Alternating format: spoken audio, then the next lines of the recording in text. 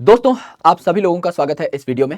This video is not a usual video. यहाँ पर मैं आपको कुछ पढ़ाने नहीं आया हूँ, यहाँ पर मैं आपसे थोड़ी बहुत बातचीत करने आया हूँ।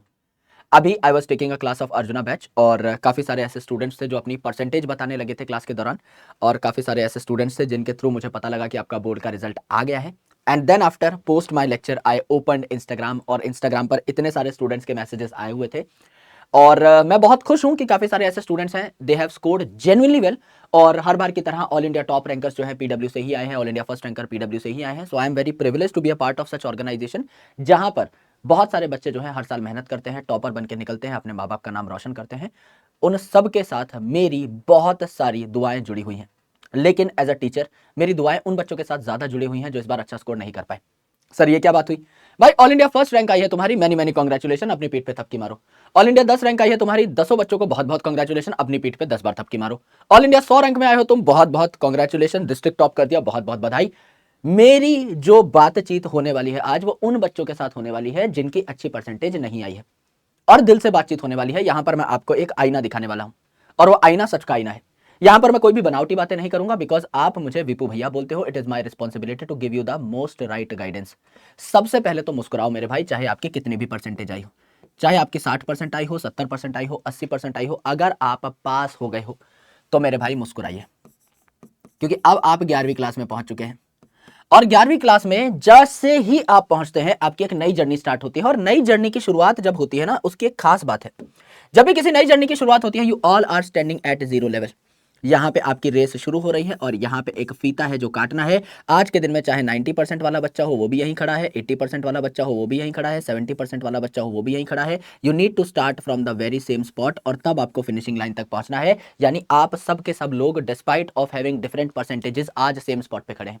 यानी क्या गुरुजी आप ये कहना चाहते हैं कि हमारे पास एक और मौका है, और हमारे पास जिंदगी में ऐसे कई मौके आएंगे जब हम इस पॉइंट पे खड़े होंगे जहां हम अपने आप को जीरो पे कंसिडर कर सकते हैं, और हम 100 तक पहुंच सकते हैं, हम फर्श से अर्श पे पहुंच सकते हैं। बिल्कुल मेरे भाई, ऐसे मौके बार बार आते हैं। और ऐसा ही एक बड़ा मौका है 11वीं क्लास। 10वीं की परसेंटेज जेन्युइनली मैटर नहीं करती, ये बात आप मुझसे कहीं पे भी लिखवा लो, यहीं पर लिख देता हूं। 10वीं की परसेंटेज मैटर नहीं करती, 10वीं की परसेंटेज मैटर नहीं करती, लाइफ में कहीं भी मैटर नहीं करती।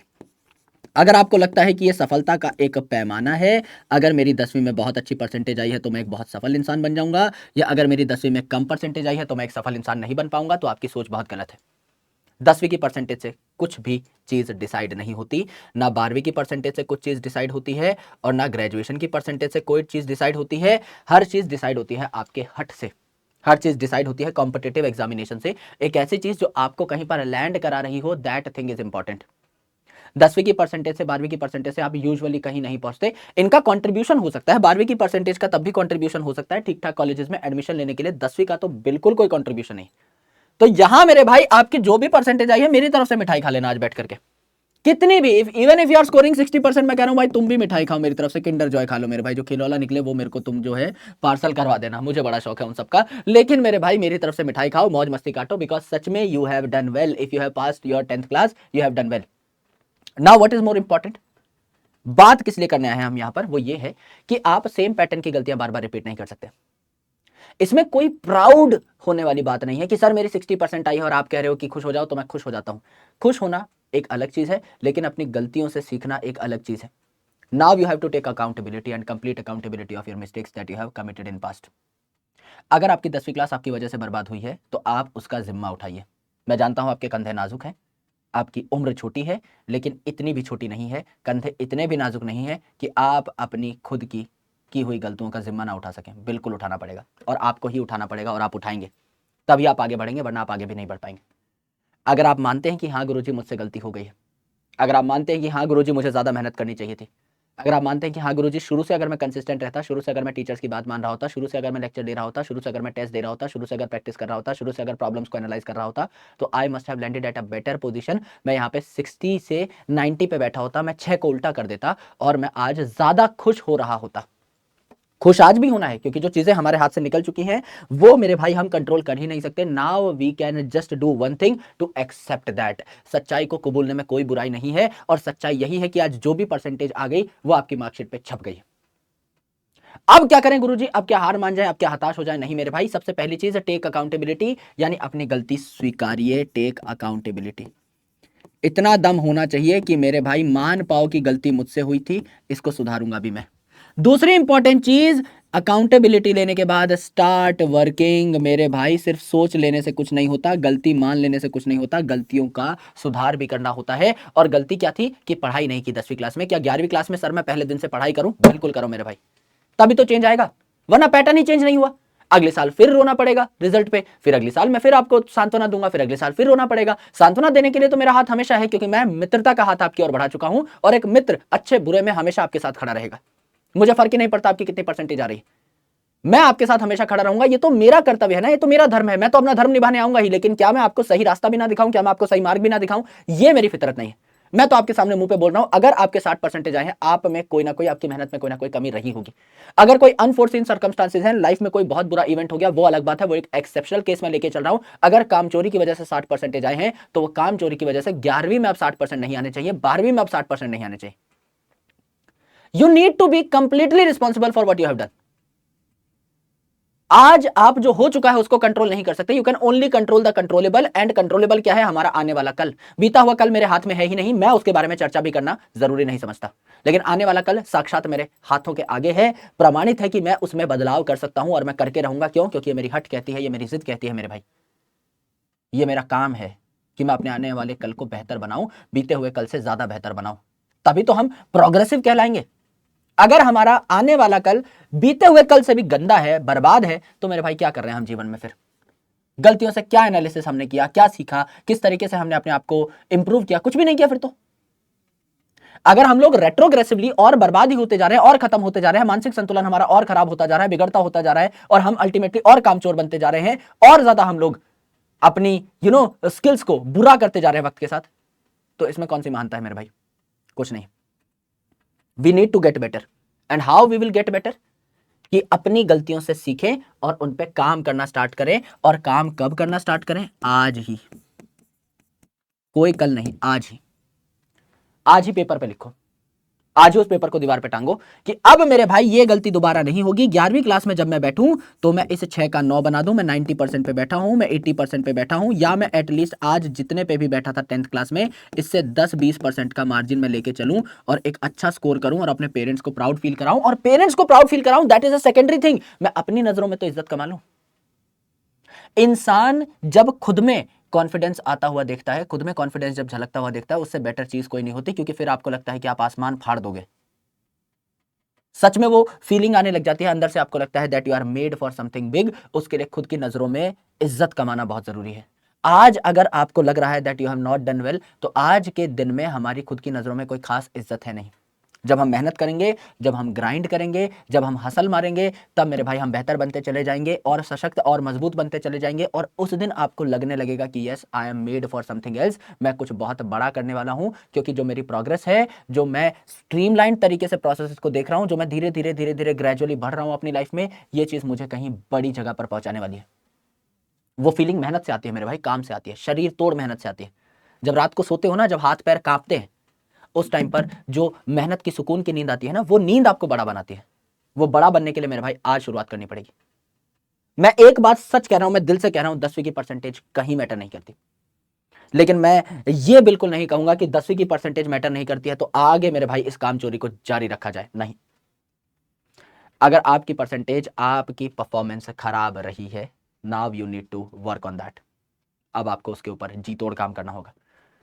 वो काम कराने के लिए मैं तैयार हूं, आपके वीपू भैया। चाहे आप मैथ पढ़ रहे हो, चाहे आप फिजिक्स पढ़ रहे हो, केमिस्ट्री पढ़ रहे हो, बायोलॉजी पढ़ रहे हो, डज नॉट मैटर। आपको गाइड करने के लिए आपके भैया एज अ मेंटोर आपके सामने हमेशा खड़े रहेंगे। लेकिन मेहनत करना तो आपका जिम्मा है ना। एक पार्ट मैं निभा सकता हूं as a true guide, as a true mentor, पर दूसरा पार्ट तो आपको निभाना पड़ेगा। You need to implement things. मैं आपको बता सकता हूं, मैं आपको राह दिखा सकता हूं, लेकिन उस राह पे चलना तो आपको पड़ेगा। और मैं उस राह पे आपके साथ चल भी सकता हूं, पर मेरे साथ साथ तो चलोगे, उतनी मेहनत तो करनी पड़ेगी। अगर मैं ही उस राह पे चलता रहा और आप मेरा पीछा तक भी नहीं कर पाए, तो कोई फायदा नहीं है। You need to be with me, not only as a part of this journey but as a part of complete process। जब हम प्लान बना रहे हैं, जब हम जर्नी में चल रहे हैं, जब हम एंजॉय कर रहे हैं, एंड में रिजल्ट सेलिब्रेशन कर रहे हैं, इस पूरी जर्नी के अलावा भी पूरे प्रोसेस में शुरू से लेकर एंड तक मुझे आप चाहिए मेरे भाई। आपका इनपुट मुझे चाहिए, आपका आउटपुट मुझे चाहिए।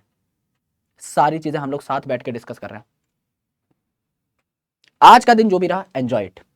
I am critically suggesting enjoy this. ये चला गया। इससे अगर हमने एक सीख ले ली है, जीवन में हर चीज किसी ना किसी मकसद के लिए होती है। अगर आपका आज रिजल्ट आया है और उस रिजल्ट से आप संतुष्ट नहीं हैं, तो आपको ये रिजल्ट अंदर से झकझोर चुका है, आपको जगा चुका है। और अगर आप जाग चुके हो, इससे बेहतरीन कोई इवेंट आपकी लाइफ में नहीं हो सकता। और सही टाइम पे जागे हो, अगर बहुत लेट जागे होते तो बर्बाद हो चुके होते। अकेडमिक्स में अगर आप 10वीं में भी जाग गए, 11वीं में भी जाग गए, you are at right spot, you are at very right time and you are going to make it big.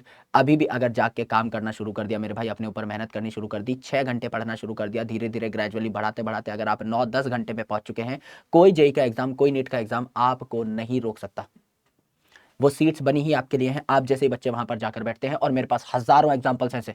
हर साल हम लोग बच्चा पढ़ाते हैं, हर साल 10th का रिजल्ट आता है, हर साल बच्चे हमारे से अर्जुना में पढ़ते हैं, उसके अगले साल लक्ष्य में पढ़ते हैं, हर साल सिलेक्ट होते हैं, और हर साल अपनी कहानी बताते हैं कि सर मेरे 66% मार्क्स आए थे, सर मेरे 68% मार्क्स आए थे, सर मेरे 72% मार्क्स आए थे, and still I cracked a government medical college seat, still I cracked AIIMS, still I cracked IIT. There are many more examples like this, और हर साल आते हैं, कोई नई बात नहीं है। लेकिन जो बच्चे ऐसा काम कर दिखाते हैं, वो जाग जाते हैं वक्त पर। जागना बहुत जरूरी है, एंड जाग करके काम के पीछे लग जाना बहुत जरूरी है, क्योंकि सिर्फ जागने से भी कुछ नहीं होता, सिर्फ एनालिसिस होने से कुछ नहीं होता कि हाँ भैया मुझसे गलती हो गई है, अब से जो है मुझे गलती नहीं करनी है, सिर्फ इतना जानने से कुछ नहीं होगा। आपको सच में उन गलतियों से बचना होगा, सच में मेहनत करनी होगी, और सच में मेरे भाई जी जान लगानी होगी पढ़ाई के पीछे। अगर आप में कोई और टैलेंट है तो मैं आपको पढ़ाई करने के लिए कहूंगा भी नहीं। अगर आपको लगता है बहुत अच्छे गायक है, गाओ मेरे भाई, अपने पैशन को फॉलो करो। अगर आपको लगता है बहुत अच्छे डांसर हो, नाचो मेरे भाई। अगर आपको लगता है बहुत अच्छे आर्टिस्ट हो, ड्राइंग बनाओ यार, जो करना है करो। लेकिन अगर आपके पास कोई और टैलेंट नहीं है और आपको लगता है पढ़ाई ही आपका जीवन बदल सकती है, ये सच में एकमात्र रास्ता है आपके जीवन को एक बेहतर दिशा देने का, तो मैं आपको कहूंगा कि पढ़ाई जी जान से करो। If you have chosen this field for yourself, if you have decided that academics is going to change your life, then you need to be the best at academics, and वो तब होगा जब आप किताबों के साथ दोस्ती करोगे, जब आप किताबों को वक्त दोगे, और वो वक्त देना बहुत लाजमी है और जरूरी है इस पॉइंट ऑफ टाइम पे।